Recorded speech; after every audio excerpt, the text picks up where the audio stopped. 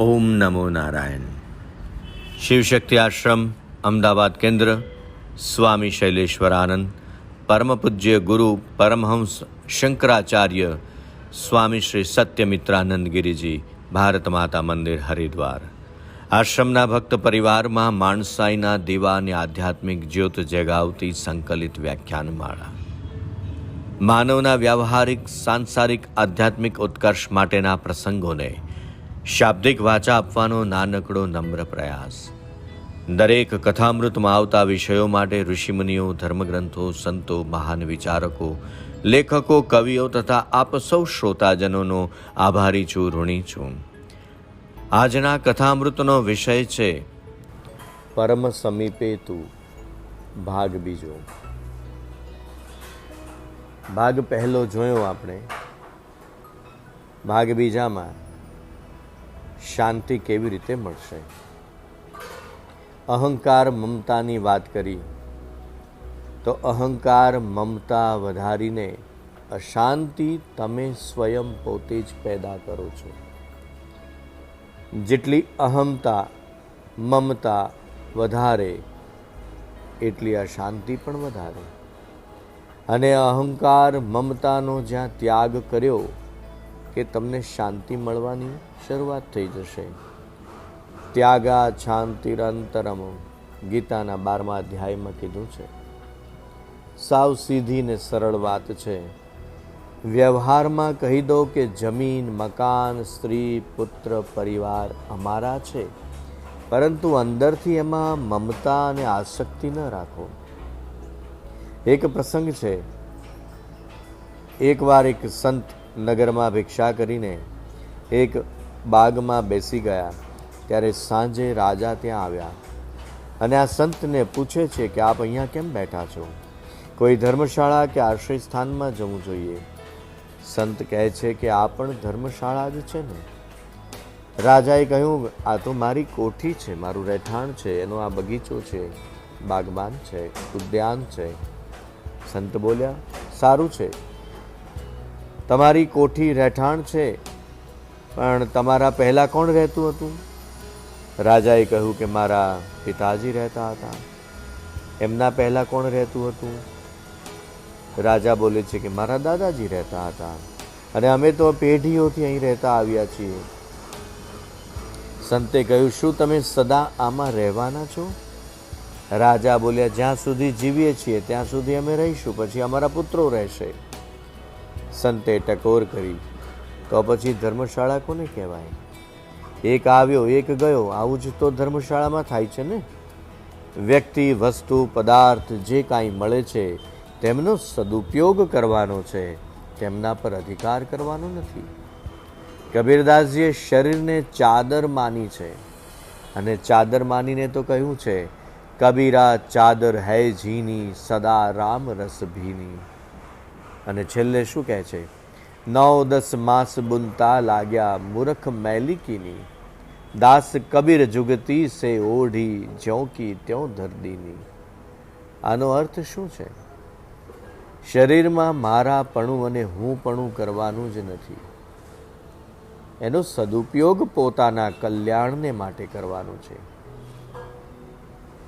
આ વાતનો પાક્કો વિચાર કરી લો કે આ શરીર છે અને સંસારની વસ્તુઓ, સામગ્રી એ સર્વ કાંઈ સંસારનું છે, અને સંસારની સેવા માટે આ બધું મળેલું છે. એમને પોતાની ન માનીને સંસારની માનો અને સંસારની સેવા માટે માનો.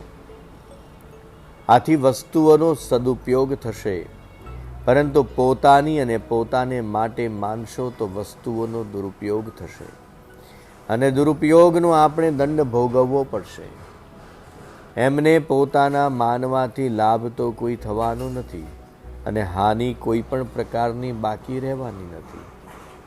પારાવાર હાનિ થાય.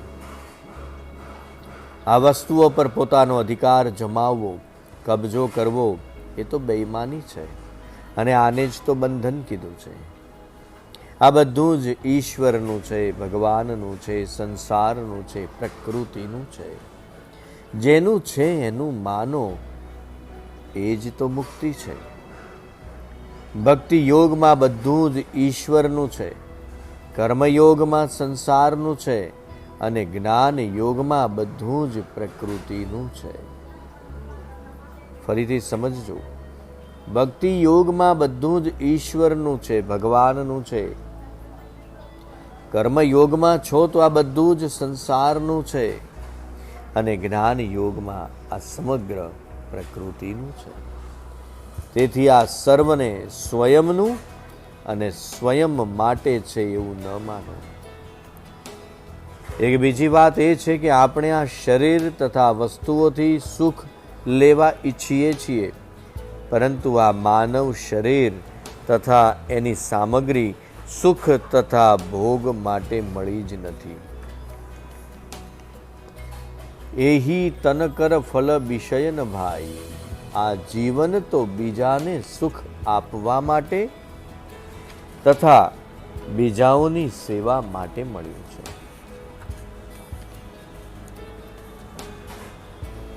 જો સુખ ભોગવવા ચાહો તો સ્વર્ગમાં જાઓ, દુઃખ ભોગવવું હોય તો નરકમાં જાઓ. સુખ દુઃખ બંનેથી ઊંચા ઉઠવું હોય તો મનુષ્ય શરીરમાં આવો. સુખ દુઃખ બંનેથી ઊંચા ઉઠ્યા પછી જ મહાન આનંદ, મહાન શાંતિ પ્રાપ્તિ થશે. પરંતુ જો સુખ ચાહશો તો દુઃખ ભોગવવું જ પડશે, અને જો સુખની કામના છોડી દેશો તો મહાન આનંદ અને મહાન શાંતિની પ્રાપ્તિ થશે. તેથી શાંતિનો ઉપાય એ છે કે શરીર હું નથી, શરીર સંસાર મારા નથી, મારે માટે પણ નથી, મારે બીજાઓ પાસેથી સુખ લેવું નથી, પરંતુ બીજાઓને સુખ આપવું છે, વહેંચવું છે.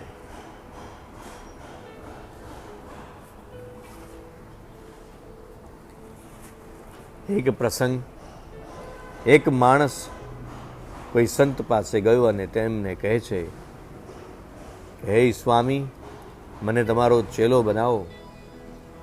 પહેલાના સમયમાં એવી રીત હતી કે પરીક્ષા કર્યા પછી લાયક માણસને જ સંત પોતાના શિષ્ય બનાવે.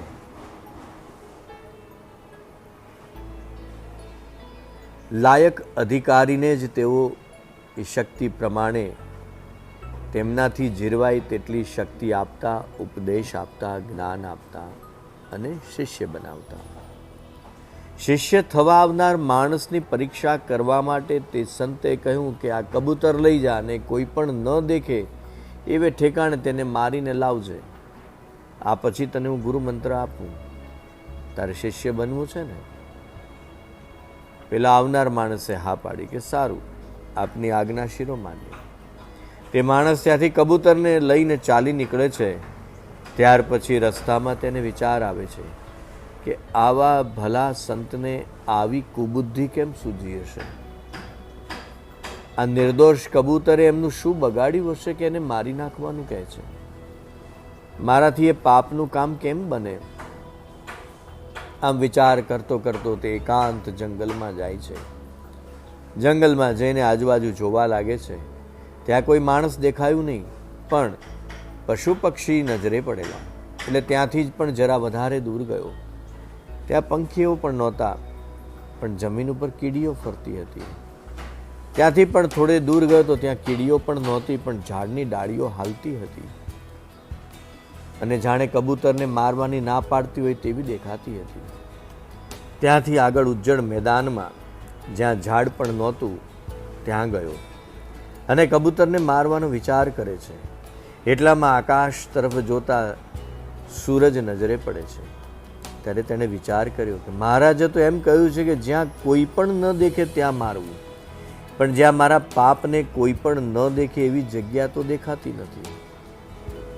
અહીંયા પણ તો સૂરજ દાદા બેઠા છે, કોઈને કોઈ તો જોવે જ છે, માટે હું તો આને મારીશ નહીં એમ વિચારીને તે સાધુ પાસે પાછો ગયો અને એ સંતને કહે છે, મહારાજ, અરે સ્વામીજી, આ તમારું કબૂતર પાછું લઈ લો.